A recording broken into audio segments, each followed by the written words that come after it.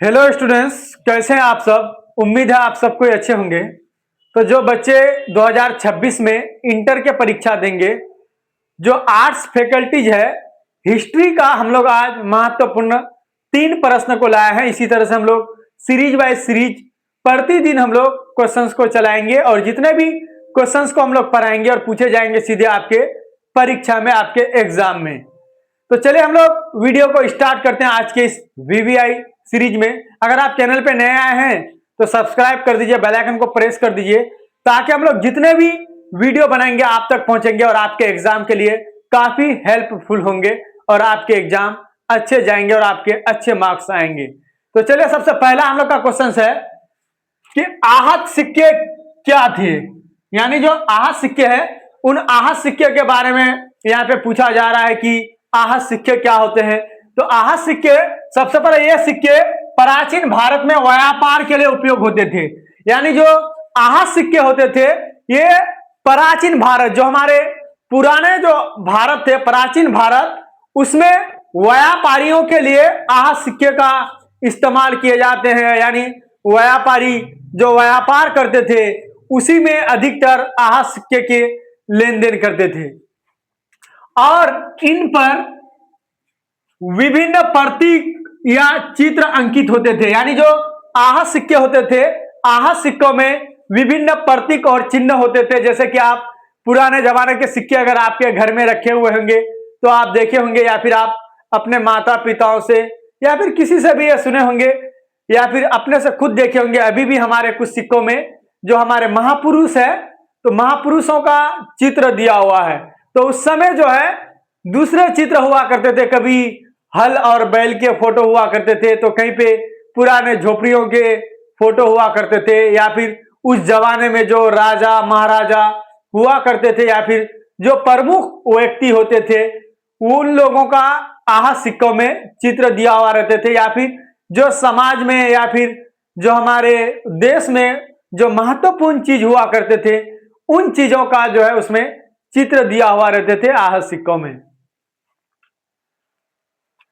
आहत सिक्के का उपयोग मुद्रा के रूप में किया जाता था। यानी जो आहत सिक्का जो था, इसका उपयोग हम लोग किस रूप में करते थे, तो उसका मुद्रा के रूप में उपयोग किया जाता था और यह व्यापारिक लेन देन में महत्वपूर्ण भूमिका निभाते थे। यानी जो आहत सिक्के थे, आहत सिक्के व्यापारिक लेन देन में बहुत ही महत्वपूर्ण भूमिका निभाते थे। यानी कोई किसी चीजों को खरीदा तो खरीदने के बदले जो व्यक्ति उसको सामान देते थे, उन सामानों के बदले आहत सिक्के देते थे। यानी लेन देन में जो व्यक्ति सामान बेचते थे वो अपने सामानों को व्यापारियों को देते थे और व्यापारी उसके बदले में आहत सिक्के देते थे। या फिर कोई बड़े व्यापारी छोटे व्यापारियों को कुछ सामान देते थे और उसके बदले में आहत सिक्के दिया करते थे। तो इस तरह से हम लोग आहत सिक्के के बारे में पढ़े। अब हम लोग का नेक्स्ट प्रश्न है कि वर्ण व्यवस्था से आप क्या समझते हैं। यहाँ पे वर्ण व्यवस्था के बारे में पूछा जा रहा है, जो कि काफी वीवीआई प्रश्न है और ये काफी बार पूछे भी जा चुके हैं। तो इसको वीवीआई के कैटेगरीज में हम लोग रखेंगे। हालांकि जितने भी क्वेश्चंस को पढ़ाया जाता है ये सब वीवीआई क्वेश्चंस है, लेकिन ये कुछ ज्यादा वीवीआई है। तो यहाँ पे वर्ण व्यवस्था से आप क्या समझते हैं, क्वेश्चन हम लोग का ये है। तो यह प्राचीन भारतीय समाज की एक सामाजिक संरचना थी। यानी वर्ण व्यवस्था जो थी, जो पुराने जमाने के जो हमारे प्राचीन भारत थे, उन प्राचीन भारत की एक प्राचीन व्यवस्था थी वर्ण व्यवस्था।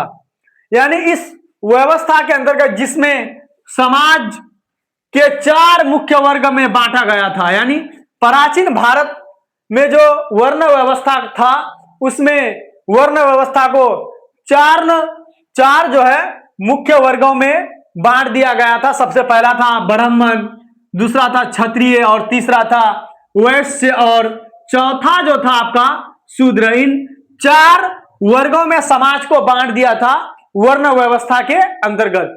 यानी जो प्राचीन भारत में वर्ण व्यवस्था थी, उस वर्ण व्यवस्था के अंतर्गत 4 वर्गों में समाज को बांट दिया, एक ब्राह्मण, क्षत्रिय, वैश्य और शूद्र।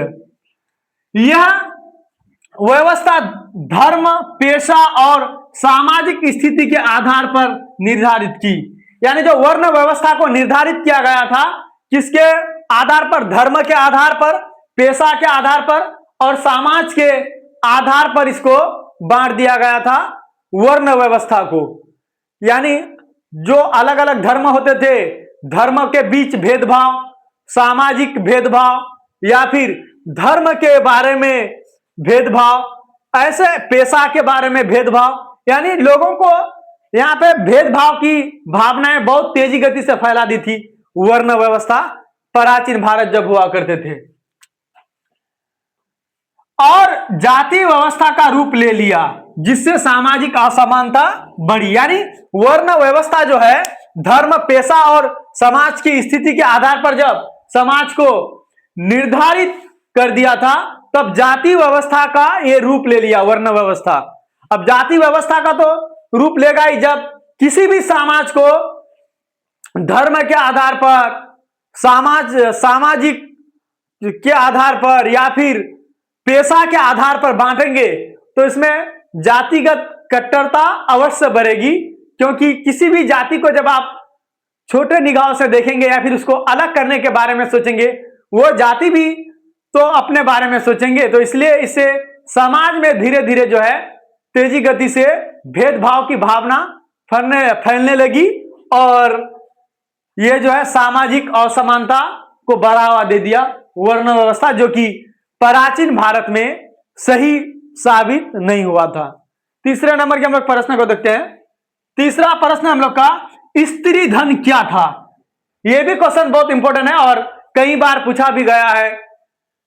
तो स्त्री धन के बारे में हम लोग पढ़ेंगे। सबसे पहले, स्त्री धन विवाह के समय दुल्हन को दी जाती थी। यानी जो स्त्री धन होते थे विवाह के समय, जिस तरह से अभी दहेज दिया जाता है, दहेज को लोग आम कर दिया है और दहेजों को लोग जिस तरह से आज बढ़ावा दिया है, उस समय जो है दहेज को ही स्त्री धन बोला जाता था। और वो जो स्त्री धन दिया जाता था उसमें केवल और केवल जो होता था उसमें दुल्हन का अधिकार होता था। और अभी भी दहेजों में किसका अधिकार? दहेज को कौन यूज करते हैं?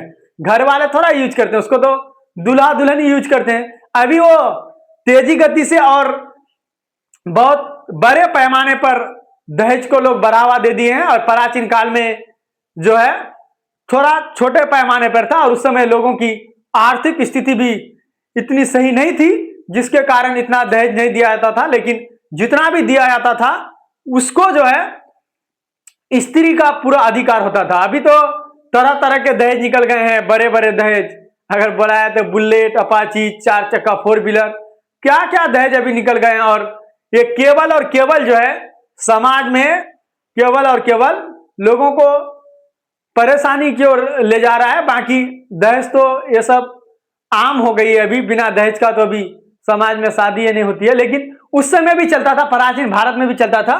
तो उसमें उसको स्त्री धन बोला जाता था। और ये स्त्री धन जो है विवाह के समय दुल्हन को दी जाती थी। यह संपत्ति दुल्हन के अधिकार में होती थी।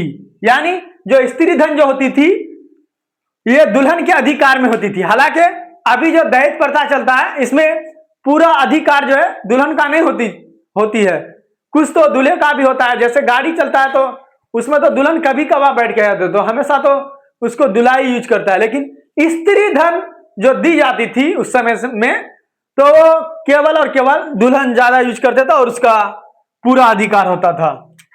और इसे उसके व्यक्तिगत धन के रूप में माना जाता था। यानी स्त्री जो धन होता था उसको व्यक्तिगत धन के रूप में माना जाता था। जैसे स्त्रियों में अभी व्यक्तिगत धन के रूप में क्या माना जाता है? जैसे कि जो जेवर होते हैं, जेवर को अभी जो दहेज के रूप में मिलता है उसको स्त्री उसको केवल अपना पर्सनली यूज करते हैं। तो उसी तरह से व्यक्तिगत यूज जो उस समय जो स्त्री धन होते थे व्यक्तिगत यूज होते थे।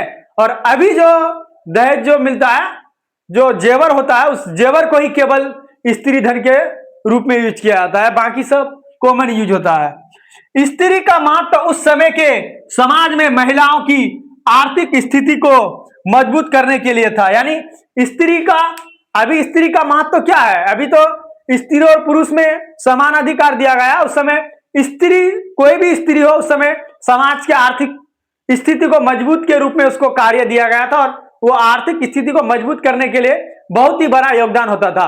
अभी भी है कुछ स्त्रियों का, अभी भी स्त्री भी कम नहीं है पुरुषों से, अभी तो समान अधिकार दे दिया गया है, लेकिन उस समय आर्थिक स्थिति को मजबूत के रूप में जो है स्त्री को माना जाता था।